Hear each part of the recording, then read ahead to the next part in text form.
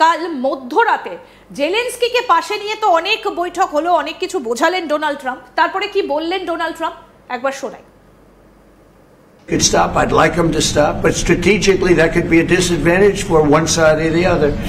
But all of these deals I made without even the mention of the words ceasefire. Can you explain the decision to offer Ukraine Article 5-like security guarantees, but stop short of pushing for their full membership? Yeah, well, we haven't done anything on that yet.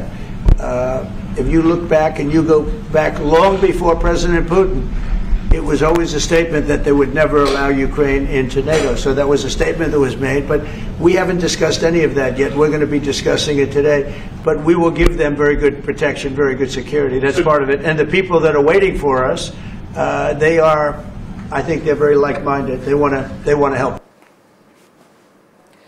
এখানে Donald Trump স্পষ্ট বলছেন যে ইউক্রেনকে তিনি সুরক্ষা দিতে চান। কিভাবে সুরক্ষা দিতে চান, কি সুরক্ষা দিতে চান? যেভাবে আফগানিস্তানকে উনি সুরক্ষা দিতে চেয়েছিলেন, যেভাবে ইরাককে উনি সুরক্ষা দিয়েছিলেন, যেভাবে সিরিয়াকে উনি সুরক্ষা দিতে চেয়েছিলেন, যেভাবে আপনার বিভিন্ন দেশকে উনি সুরক্ষা দেন, ইউক্রেন সেই দেশের রিসোর্সগুলোকে নিজের দেশে সুরক্ষিত রাখার জন্য গেটওয়ে বানিয়ে, মানে কীরকম ব্যাপারটা আমি তোমায় বলি, সেটা হলো ইঁদুররা যেরকমভাবে খাবার দাবারকে সুরক্ষা দিতে পারে, বা ধরো যেভাবে আরশোলাদেরকে তুমি ঘরে ঢুকিয়ে আনলে বা আরশোলাদের রান্নাঘরে নিয়ে এলে খাবার দাবারকে সুরক্ষিত রাখতে পারে, এবার আরশোলারা যদি টুইট করতে পারতো বা প্রেস কনফারেন্স করতে পারতো, ওরা প্রেস কনফারেন্স করে বললো যে আপনার ঘরে আমি ঢুকে খাবার দাবারকে সুরক্ষিত রাখবো, সেই সুযোগটা আমাদের করে দিন। তো সেইটা যদি তুমি ভাবো সুরক্ষিত রাখার একটা প্রসেস, তাহলে ইউক্রেনের ভবিষ্যৎ কি? একেতে তো জায়গাগুলো আস্তে আস্তে রাশিয়া নিয়ে নিয়েছে, ইউক্রেনকে পলিটিক্যালি স্টেবিলাইজেশনের দিকে যেতে হবে। তার জন্য ইউক্রেনকে দুটো ঘটনা ঘটাতে হবে। প্রথম ঘটনা, যেটা আমার মনে হয় একটা স্টেটমেন্ট খুব ইম্পর্ট্যান্ট, সেটা হলো ইউক্রেনের যারা অল্টারনেট পলিটিক্যাল পাওয়ার্স আছে তারা বারংবার এই রেফারটা করছে যে জেলেনস্কির যে সময়সীমাটা সেটা কিন্তু শেষ হয়ে গিয়েছে। সুতরাং জেলেনস্কির এখন সেই সময়সীমা নেই যে জেলেনস্কি আগামী দিনে গিয়ে কিছু মানে ভোটে দাঁড়াবে বা কন্টিনিউ করবে as the head of the government, কারণ সেখানে একটা রি-ইলেকশনের প্রসেস আছে। সুতরাং Ukraine should go for a re-election. Election যখন হবে ইউক্রেনে, হতে পারে জেলেনস্কি জিতলো, হতে পারে জেলেনস্কি নাও জিতলো, দুটোই হতে পারে। যদি জেলেনস্কি না জেতে, সেক্ষেত্রে যে নতুন সরকার হবে সে ফ্রেশলি ইউক্রেন রাশিয়ান রিলেশনশিপটা নিয়ে একটা নেগোসিয়েশনে বসতে পারে, যেখানে cooperation will be the way.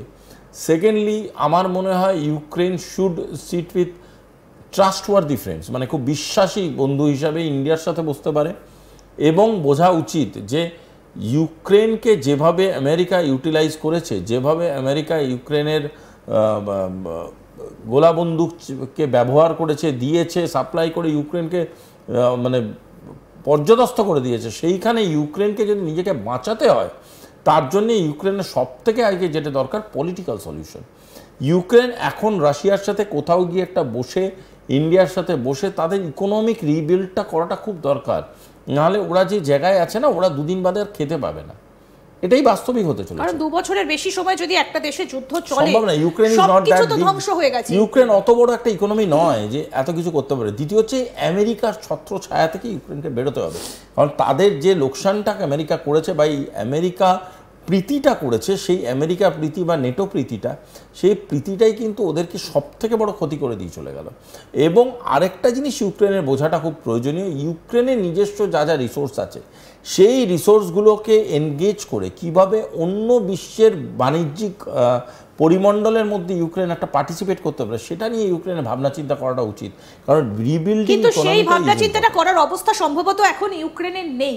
এই যে আপনি একটা খুব গুরুত্বপূর্ণ কথা বললেন যে বাকি যে বাণিজ্য করার যে দেশগুলো এই মুহূর্তে দাঁড়িয়ে সব থেকে বড় মার্কেট যে দেশগুলোর মধ্যে রয়েছে, একটা হচ্ছে ভারত, একটা হচ্ছে চায়না।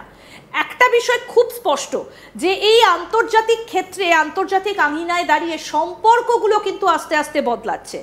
কারণ যেভাবে আমরা দেখলাম যে পাকিস্তান আমেরিকার কাছাকাছি আসছে, ঠিক উল্টো দিকে আমরা দেখছি যে আস্তে আস্তে কিন্তু ইউক্রেনের হাতটা কি তাহলে ছাড়তে চাইছেন ডোনাল্ড ট্রাম্প? এটাও কিন্তু এই মুহূর্তে দাঁড়িয়ে একটা বড় প্রশ্ন। আসুন এবার একটু এই আঙ্গিকে আলোচনায় আসি যে তাহলে ভারত আর চীন, পাকিস্তানের তো ভালো বন্ধু ছিল চীন, কিন্তু এখন বোধহয় সেই শিবির বদলানোর সময় এসে গিয়েছে পাকিস্তানের, কারণ তারা এখন আমেরিকাতে যাচ্ছে বারবার করে, ডোনাল্ড ট্রাম্পের কাছে ঘেঁষছে। তাহলে কি বদলে যাচ্ছে বাকি সমীকরণগুলো? আসুন সেদিকে নজর। এই আলাস্কার মিটিং এর কয়েকদিন আগে আপনাদের নিশ্চয়ই মনে থাকবে যে কতগুলো ঘটনা খুব দ্রুত ঘটে গিয়েছে এবং কতগুলো ঘটনা ঘটবে বলে একেবারে পটভূমি তৈরি হয়ে আছে। যেমন অজিত দোভাল, তিনি গিয়েছিলেন রাশিয়াতে। আবার যেটা দেখতে পাওয়া যাচ্ছে যে চীনে যাচ্ছেন প্রধানমন্ত্রী এ মাসের একেবারে শেষে, এবং পুতিন ভারতে আসতে পারেন সেই আমন্ত্রণ বার্তাও কিন্তু রয়েছে। চীন, রাশিয়া এবং ইন্ডিয়া, এই তিন দেশ যদি কাছাকাছি আসে তাহলে কি হতে পারে এই ভূরাজনৈতিক মানচিত্র, আমরা সেই বিষয়টা নিয়ে একটু আলোচনা করব। তবে এই মুহূর্তে যে ছবিটা আপনাদেরকে একটু দেখাই, আমরা নয়া দিল্লিতে এই মুহূর্তে যে বৈঠকের ছবিটা আপনাদেরকে আমরা দেখাচ্ছি, এটা কিন্তু এই মুহূর্তে দাঁড়িয়ে অত্যন্ত তাৎপর্যপূর্ণ, কারণ জয়শঙ্কর যে বৈঠকটাতে রয়েছেন সেই বৈঠকটা অত্যন্ত গুরুত্বপূর্ণ। কেন এতটা গুরুত্বপূর্ণ এই বৈঠকটা, কেন এই ছবিটা দেখাচ্ছি বলবেন আন্তর্জাতিক সম্পর্ক বিশেষজ্ঞ শুভাশিস ব্যানার্জি আমাদের সঙ্গে রয়েছেন। শুভাশিস বাবু, এই ছবিটা যেটা আমরা এই মুহূর্তে দেখাচ্ছি নয়াদিল্লির ছবি, কেন এতটা তাৎপর্যপূর্ণ এই মুহূর্তে দাঁড়িয়ে বলে আপনার মনে হচ্ছে? দেখুন, মডার্ন ডিপ্লোম্যাটিক একাডেমিক্সে একটা নতুন লাইন বেরিয়েছে, যে লাইনটার কথা হচ্ছে ট্রাইপড ডিপ্লোমেসি। কেন তিনটে পায়ের উপরে দাঁড়িয়ে তিনটে ঘুঁটি একসাথে খেলে দিয়ে ভারত যেভাবে গোটা রাশিয়া এবং ইউক্রেন যে এন্টায়ার এপিসোডটা ছিল সেটা সলভ করে দিল, সেটা কিন্তু একটা এক্সাম্পল এবং মানে একটা সাবজেক্ট লাইন অফ একাডেমিক্স। কেন? প্রথম জিনিসটা যেটা ঘটালো সেই জিনিসটা হচ্ছে আমেরিকাকে বুঝিয়ে দেওয়ার জন্যে যে আমেরিকা কোনো পিস প্রসেসের পার্ট নয়, কিন্তু আমেরিকা যেভাবে ইন্ডিয়া চায়না রিলেশনশিপটা খারাপ করছিল সেইটার জন্য ওরা প্রথমে গেল কি করলো, চায়নার সাথে কথা বললো। চায়নার সাথে কথা বলে কি বোঝালো যে what is our conflict, what is our differences, what are our differences, আমাদের মধ্যে কী নিয়ে ঝামেলা হচ্ছে। তখন যেটা বুঝতে পারলো কিছু টেরিটোরিয়াল ডিসপুট আছে, কিছু ইকোনমিক ডিসপুট আছে, সেটাকে যতটা পারছে একটা প্যারালাল ডিসকাশনের মোডে আনলো।